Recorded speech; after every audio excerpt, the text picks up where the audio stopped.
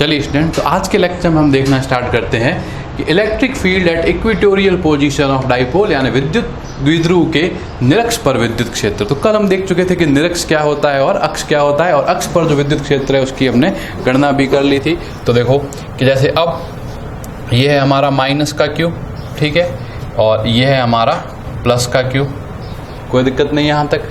ये जो है O पॉइंट है जो कि इसका मिड पॉइंट है, ये यहाँ से यहाँ तक की डिस्टेंस हमें 2a पता होती है।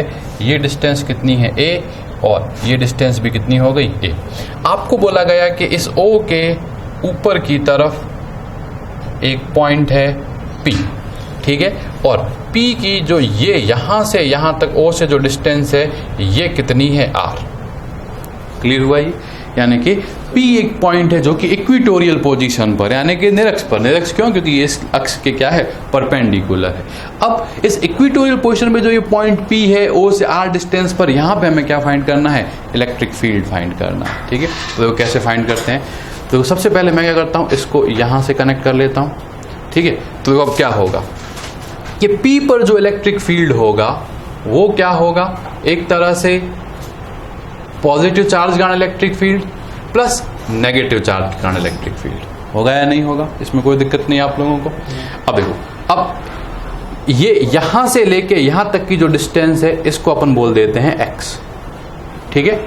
और अगर हम सिमेट्री लगाएं यानी अगर हम सममितता से देखें तो ये डिस्टेंस भी कितनी होगी, x। अब ऐसा क्यों? क्योंकि और से देखो, ये a, ये r, ये एंगल 90, ये एंगल 90, तो दोनों ट्राइंगल जो है वो क्या हो गए, कॉन्ग्रुएंट हो गए यानी कि सर्वांग सम हो गए। तो ये अगर x लेंगे तो ये वाली कितनी हो जाएगी, x हो जाएगी, कोई दिक्कत नहीं यहाँ तक, ठीक है। अब देखो, अब अगर ये x हो गए तो अगर अपन लिखें E प्लस, तो देखो E प्लस क्या होगा, E प्लस हो जाएगा हमारा k q, देखो k q अपॉन डिस्टेंस कितनी है इस पॉइंट से यहाँ तक, x, तो ये क्या हो जाएगा, x का स्क्वायर, कोई दिक्कत नहीं यहाँ तक। इस तरह से अगर हम देखें E माइनस क्या होगा, तो वो क्या होगा, k q upon X square. अब आपके मन में क्वेश्चन होगा कि यहाँ तो माइनस क्यू, तो मैंने माइनस क्यू क्यों नहीं लिखा, यहाँ पर प्लस क्यू क्यों लिखा? क्योंकि यहाँ मैं सिर्फ मैग्नीट्यूड लिख रहा हूँ, जब मैं डायरेक्शन लिखूंगा तब मैं माइनस को इंक्लूड कर दूंगा। देखिए, दो अप्रोच होते हैं क्वेश्चन के अंदर नेगेटिव को बैलेंस करने के। देखो, नेगेटिव को अगर आपको हैंडल करना हो चार्ज को, तो या तो आप डायरेक्ट फॉर्मूला में पुट करो और फिर उससे जो चीज़ है उसको एक्सट्रैक्ट करो, तो ये क्या मुश्किल होता है। तो हम क्या करते हैं, पहले उनके मैग्नीट्यूड लिख देते हैं, सिर्फ और सिर्फ क्या लिखते हैं, मैग्नीट्यूड, और डायरेक्शन को अलग से हैंडल करते हैं। तो हम देखो डायरेक्शन क्या करेंगे, अलग से हैंडल करेंगे। तो ये दोनों इक्वेशंस लिखने के बाद ये इक्वेशन हुई 1, ये इक्वेशन हुई 2। अब मैं वापस इस डायग्राम में आता हूँ, अब मैं डायरेक्शन को हैंडल करूंगा, और डायरेक्शन को हैंडल करके मैं क्या करता हूँ, वेक्टर सम को सॉल्व करता हूँ। तो देखो, मैंने मान लिया कि देखो अब इस पॉइंट P पर, अब ये वाला जो E प्लस है, आपको पता है कि पॉजिटिव चार्ज का जो इलेक्ट्रिक फील्ड होता है वो क्या होता है, पॉजिटिव चार्ज से दूर की तरफ। यानी देखो, अगर आपको यहां पर निकालना होगा तो पॉजिटिव चार्ज का इलेक्ट्रिक फील्ड किधर होगा, इस तरफ, यानी कि E प्लस जो होगा वो किधर होगा, इधर होगा। ये इस तरफ क्या होगा मेरा, E प्लस। आपको समझ आया E प्लस इधर क्यों होगा, क्योंकि पॉजिटिव चार्ज का इलेक्ट्रिक फील्ड क्या होता है, पॉजिटिव चार्ज से दूर की तरफ होता है। तो E प्लस किधर होगा हमारा, उस तरफ होगा।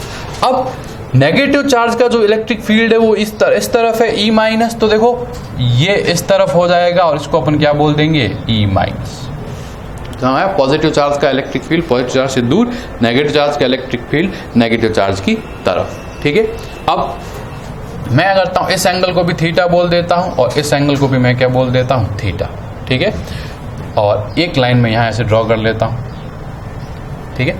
अब देखो, अगर ये एंगल थीटा है तो देखो ये वाला एंगल थीटा होगा। देखो ये लाइन इसके पैरेलल, ये किसका क्या हो गया, ट्रांसवर्सल थीटा हो गया। तो अगर ये थीटा है तो ये भी क्या होगा, थीटा होगा। यानी कि ये वाला और ये वाला एंगल कैसे हो गए, करस्पॉन्डिंग एंगल हो गए, यानी कि संगत कोण हो गए।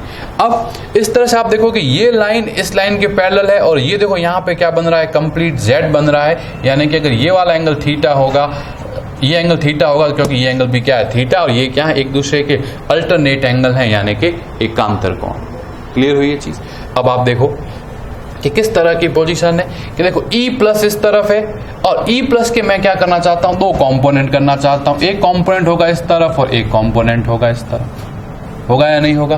भाई देखो जब भी लंबवत घटक करते हैं तो देखो ये इस तरफ है ई, अब देखो इसके देखो अगर इसको अगर मैं लंबवत भागों में तोड़ूंगा तो एक भाग इधर आएगा, एक भाग इधर आएगा, आ गया, ठीक है। और हमें क्या पता है कि ये वेक्टर है थीटा यहाँ पर है, तो थीटा के साथ वाली भुजा क्या होती है? कॉस थीटा, यानी ये साइड क्या हो जाएगी हमारी? ई प्लस कॉस थीटा। इस साइड की तरफ क्या आ गया? ई प्लस कॉस थीटा, क्योंकि थीटा के साथ वाली जो साइड होती है वो कंपोनेंट कितना होता है? हमेशा कॉस थीटा। और जो थीटा का जो सामने वाला जो होगा वो हमेशा क्या होता है? Sine theta. तो ये क्या हो जाएगा? ई प्लस साइन थीटा हुआ। तो देखो ये किसके कंपोनेंट हुए? ये कंपोनेंट हुए इस ई प्लस के, जो कि इस प्लस क्यू के कारण पी पर क्या है? इलेक्ट्रिक फील्ड है। अब अपन क्या करते हैं कि इस ई माइनस, देखो ई माइनस इस तरफ है, तो देखो अब कोई भी चीज अगर इस तरफ है तो इसके देखो परपेंडिकुलर कंपोनेंट कैसे होंगे? एक तो इधर होगा और एक क्या होगा? इधर होगा। यानी देखो ई माइनस का एक कंपोनेंट इधर आएगा, एक कंपोनेंट इधर आएगा, तो देखो ई माइनस का एक कंपोनेंट इधर आया तो ये कितना हुआ? ई माइनस कॉस थीटा, और एक कंपोनेंट इधर आ गया तो ये कितना हो गया? E minus sine theta. Clear हुई ये चीज? तो देखो अब अपन ने क्या करा कि मैंने आपको क्या बोला था कि डायरेक्शन को अपन अलग से हैंडल करेंगे, तो डायरेक्शन को अपन ने क्या कर लिया? अलग से हैंडल कर लिया, और मैग्नीट्यूड अपने पास है। तो सबसे पहले अपन देखते हैं कि देखो electric field in vertical direction, ठीक है, यानी कि ऊर्ध्वाधर दिशा में विद्युत क्षेत्र। अब क्वेश्चन है कि ऊर्ध्वाधर दिशा मतलब ऊपर से नीचे वाली डायरेक्शन। तो देखो ऊपर से नीचे वाली डायरेक्शन के अंदर जो इलेक्ट्रिक फील्ड होगा ई, उसको मैं क्या बोल देता हूं? वी, यानी कि वर्टिकल। तो देखो कितना होगा? ऊपर की तरफ कितना है? ई प्लस साइन थीटा, और नीचे की तरफ कितना है? E minus sine theta. अब ये प्लस में आया क्योंकि ऊपर वाली डायरेक्शन को मैंने प्लस मान रखा है, और ये माइनस में आया क्योंकि नीचे वाली डायरेक्शन क्या होगी? नेगेटिव। अगर ऊपर प्लस लिया तो नीचे क्या हो जाएगा? नेगेटिव। अब ई प्लस और ई माइनस की वैल्यू पुट करो तो देखो ई वी कितना आया? K Q x square sine theta. भाई देखो ई प्लस की ये वैल्यू है, और माइनस ये भी क्या हुआ? देखो के Q upon X square sine theta, ठीक है। तो देखो यही चीज हुई। अब गौर देखो, आप अगर आप गौर करोगे देखो जो जितना ये है उतना का उतना ये है, यानी कि ई वर्टिकल की वैल्यू कितनी आ गई? 0 आ गई, ठीक है। यानी हमें क्या पता चला कि पी पॉइंट पर ऊर्ध्वाधर दिशा में यानी कि वर्टिकल डायरेक्शन में कोई भी इलेक्ट्रिक फील्ड नहीं होगा। क्लियर हुई ये चीज यहां तक, ठीक है। अब देखो, अब नेक्स्ट हम देखते हैं कि क्षैतिज दिशा में कितना इलेक्ट्रिक फील्ड होगा, यानी कि क्षैतिज दिशा में विद्युत क्षेत्र, यानी कि electric field in horizontal direction. अब हॉरिजॉन्टल का मतलब इस तरफ वाली डायरेक्शन, ऊर्ध्वाधर का मतलब इस तरफ वाली। तो देखो इधर अगर अपन इसको क्या बोले? ई हॉरिजॉन्टल यानी कि ई एच, तो देखो क्या हुआ? इस इधर की तरफ क्या है? ई प्लस कॉस थीटा, इधर की तरफ ही क्या है? ई माइनस कॉस थीटा। तो देखो दोनों की डायरेक्शन सेम है, दोनों क्या कर दो? ऐड कर दो, यानी E plus cos theta plus E minus cos theta, ठीक है। इसी के साथ ही ई एच क्या हो गया? देखो ई एच हुआ हमारा, इनकी वैल्यू पुट करो तो ये क्या आया? K Q upon X square cos theta plus K Q upon X square cos theta, यानी ई एच कितना हो गया मेरा? 2kq upon X square cos theta. Clear हुई ये चीज? यहां तक कोई दिक्कत नहीं आप लोगों को? अब देखो, अब इसको इक्वेशन नंबर बोल दिया मैंने 3। अब अपन देखते हैं कि एक्स स्क्वायर क्या है। ओके, तो पहले अपन एक्स की वैल्यू निकाल देते हैं क्या है। तो अगर अपन देखें एक्स क्या है, तो देखो ये वाला अगर अपन त्रिभुज देखें, ये वाला ट्रायंगल देखें, तो ये कैसा है? राइट ट्रायंगल यानी कि समकोण त्रिभुज है। इसमें एक्स क्या है? देखिए कर्ण है यानी कि हाइपोटेनस है, ठीक है। तो एक्स क्या हो जाएगा? एक्स जो होगा वो क्या होगा? R square plus A square का अंडर द रूट, ठीक है। तो एक्स क्या हो जाएगा? अंडर द रूट क्या हुआ? एक्स स्क्वायर प्लस एक्स क्या हुआ? R square plus A square, ठीक है। R square plus A square. याद रखिए एक्स जो है वो हमें क्वेश्चन में गिवन नहीं है, क्वेश्चन में सिर्फ आर गिवन है और ए गिवन है। तो एक्स तो क्या हमने एक पैरामीटर हमसे माना है जिसको हमें क्या करना पड़ेगा? एलिमिनेट करना पड़ेगा, ठीक ठीक है। अब एक और देखो, बाकी सब ठीक है, एक और चीज जो नहीं पता वो क्या है, कॉस थीटा। देखो ये सब क्वेश्चन में दे रखा है, ये एक्स और कॉस थीटा ही नहीं पता। तो कॉस थीटा क्या होता है, कॉस थीटा हमेशा क्या होता है, बेस अपॉन हाइपोटेनस, यानी कि आधार बटा कर्ण। तो देखो इस ट्रायंगल को देखो, भाई देखो दोनों सेम ट्रायंगल है, कोई फर्क नहीं पड़ता किसी को देखो, लेकिन मैं इसी को देख लेता हूं। तो देखो थीटा के साथ वाली साइड क्या होती है, बेस। तो देखो कॉस थीटा कितना हो गया, ए अपॉन यही है हमारा हाइपोटेनस, यानी यही है हमारा कर्ण। तो कॉस थीटा क्या हो जाएगा, ए अपॉन एक्स, ठीक है।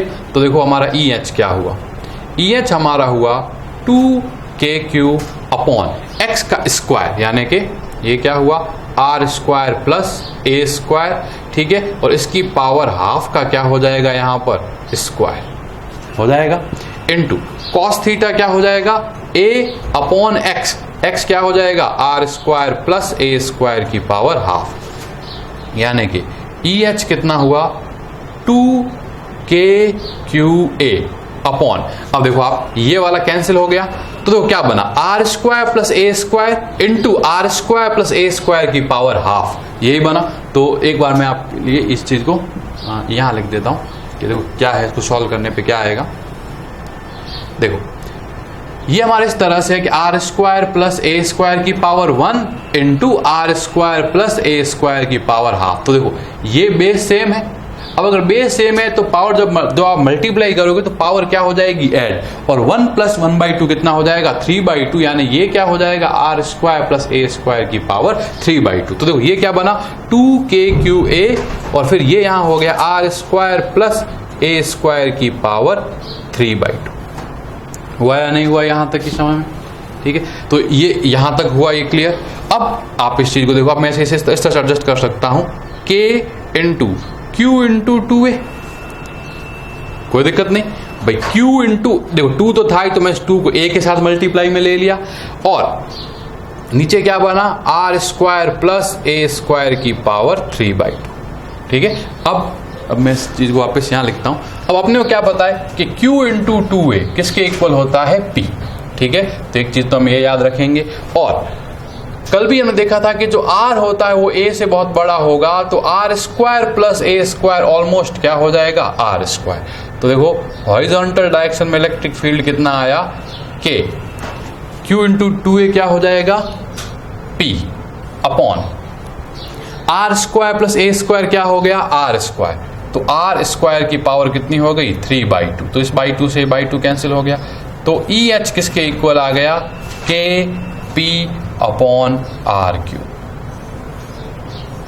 आ गई ना ये चीज समझ में आपको। तो ये क्या हो गया, हॉरिजॉन्टल डायरेक्शन के अंदर इलेक्ट्रिक फील्ड हो गया। अब हम क्या करना चाहते हैं, इसे वेक्टर फॉर्म में लिखना चाहते हैं। तो देखो p वेक्टर जो होगा वो किस तरफ होगा, इस तरफ, हाँ या नहीं, p वेक्टर की डायरेक्शन क्या होगी, इस तरफ, क्यों, नेगेटिव से पॉजिटिव की ओर।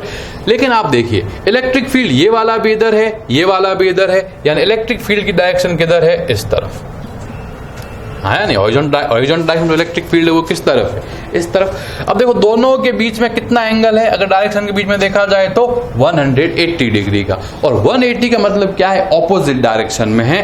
और ऑपोजिट डायरेक्शन को रिप्रेजेंट करने के लिए वेक्टर की टर्म में अपन क्या लगा देते हैं, माइनस लगा देते हैं। तो ये क्या हो जाएगा, माइनस का kp वेक्टर अपॉन r³, ठीक है। तो ये हमारा क्या आ गया, फाइनल एक्सप्रेशन आ गया। तो ई एच वेक्टर क्या होगा, minus kp vector upon r³ होगा। तो हमें क्या पता चल रहा है कि जो हॉरिजॉन्टल डायरेक्शन का जो इलेक्ट्रिक फील्ड है वो kp अपॉन r³ है मैग्नीट्यूड में, और उसकी डायरेक्शन क्या है कि जो भी p यानी कि डाइपोल मोमेंट, यानी कि जो विद्युत द्विध्रुव आघूर्ण है उसकी दिशा के क्या है, जस्ट विपरीत दिशा में, ठीक है।